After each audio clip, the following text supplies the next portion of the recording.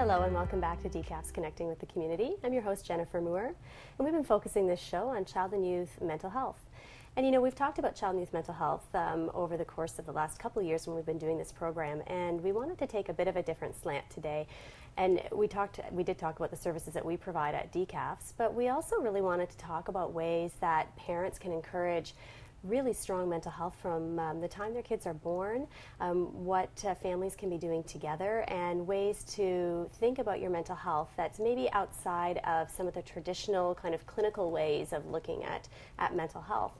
And so our last segment we had Hannah Sine, who was with us, and she is a personal trainer, and we were talking about the benefits of physical fitness on mental health and nutrition and so on. And I'm really happy to have our next guests here. So we have Steph Deacon and Brianna Mathers from Fiddlehead Care Farms. And what we were going to talk about is the connection between mental health and well-being and being connected with nature. So thank you so much, both of you, for being here. Thank you. Thanks for having us. I'm really happy you've been able to come. And maybe we can start by just hearing a little bit about what Fiddlehead Care Farms is. Yeah. So Fiddlehead Care Farm is a therapeutic farm for kids, youth, young adults, and their families. We offer a wide variety of programming.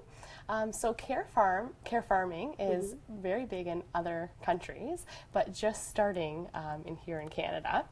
And care farming is the use of farms, agricultural, natural landscapes for a base of promoting mental and physical health.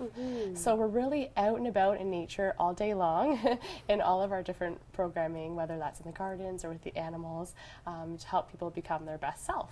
Wow. Yeah. And you know, you must practice a lot of what you're doing, because the smiles on your faces and the energy that you bring is absolutely contagious, and you can really feel it. So that's yeah, great. Definitely is a big passion of Steph and mine, and we both worked at a hospital previously with children and really saw the power that nature and animals can have, and mixing that with both of our passion for being outside and outdoors, we really that was sort of the heart of what we do, and it really is something that we practice on a day-to-day basis, personally and professionally, and so it's been quite incredible. So you have clinical backgrounds that have brought you to this place now, Absolutely, correct? yeah. So I am a certified child life specialist and a therapeutic recreation specialist. And I'm a social worker, a registered social worker. Right. Yeah. And so my husband grew up in the area. That's how we found ourselves here in Dufferin County, found the property, and started up Fiddlehead Care Farm. And when you were talking about passion, I can remember the day that Steph called me and said, "We found the farm," and it was previously a therapeutic riding center. Okay. And it was one of those goosebump moments that I'll always remember, and it's sort of some of that, everything, the culmination of all of the things that we had sort of been planning. Came together. That's a Yeah. lovely feeling when you've been doing planning. So were you doing obviously a lot of thinking and planning for quite some time before opening up? Yes, it was a little bit of the what if we won the lottery conversation to start with. And then when we were dreaming about it, it was maybe a little more after Steph's kids are at university, which is a long time from now, but then the farm came up and it all just sort of fell into place, and we didn't want to wait any longer. We really, kids these days are so connected, and families as well, so indoors, connected, what we call plugged in, and that nature is kind of falling to the back, the back burner. Right. And there's so many studies that really connect nature with positive mental health, spiritual health, and physical health in a really positive way, and that just nature exposure in itself can really help. And so that was sort of the basis of where we started, and that idea of matching nature with healing goes back to the ancient days, and it's really about going back to those basics. It's out there for us to use and to explore and to appreciate, and it's not only good for our mental health, which it absolutely is, it also helps with creativity, coordination, growth, and fine motor skills. It's quite an incredible healer in many sort of domains, and specifically for children, it really helps. Nature exposure helps them grow in every domain that we really look for from a child development perspective. So right. And so how do you help facilitate all of this at your farm? Absolutely. So we see lots of children come and all of a sudden, you know, they have this control and they're in control. So we may have a family come out or just see a child individually, and we'll go on a nature walk, for example, and as we're walking, you know, talking about the things that are going on in their life and the hardships that they've encountered.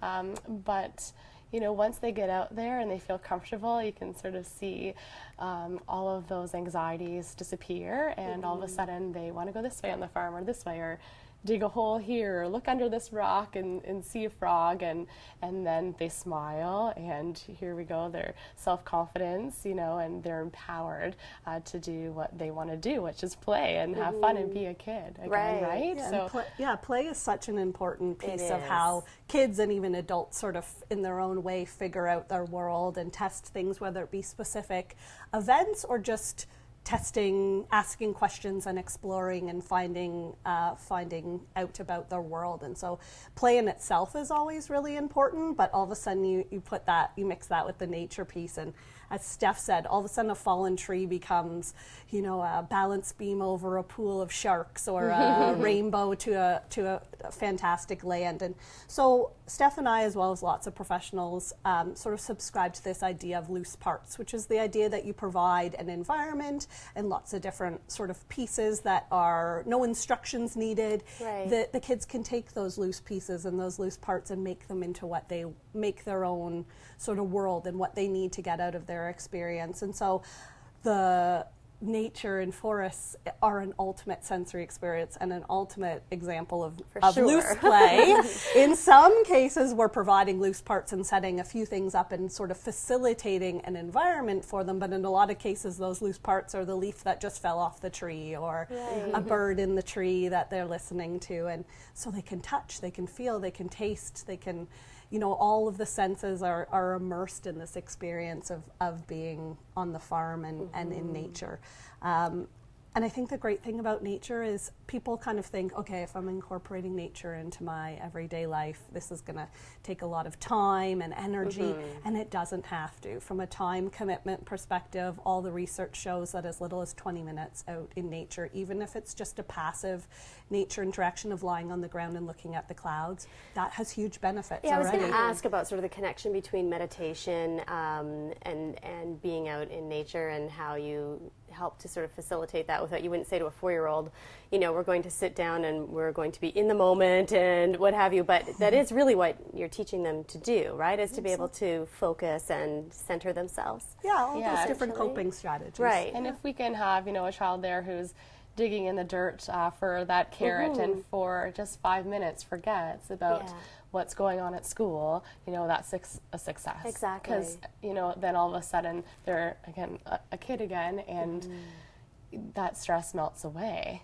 You know, they How don't about, have to. Yeah, sorry, I go was ahead. just going to say, and in some cases, it's really more helping direct them in sort of things like guided imagery, and so really Yeah. asking them to focus on, do you hear any birds, or what does this feel like, and almost doing that guided direction Right. just to focus on one sense, or to sit down somewhere and we're going to sing this song, or we have a music circle in the middle of the forest, and so that idea of integrating things like music and the arts into it. But yes, Steph and I have training, but families can implement a lot of these things, and a lot of the stuff that we do, we love the families to be involved, whole families if possible, siblings and everything, to role model to them. Some people just don't know what to do when they see a pile of sticks, and so they come learn from us. Exactly, right? And I mean, kids are never just kids out on their own. They're part of a family system. And so being able to help families work as a system in a healthy way is so important. And what about, you know, I know we're focusing on children and youth, but when you consider some of the parents who have come who maybe are a bit less comfortable with being out, or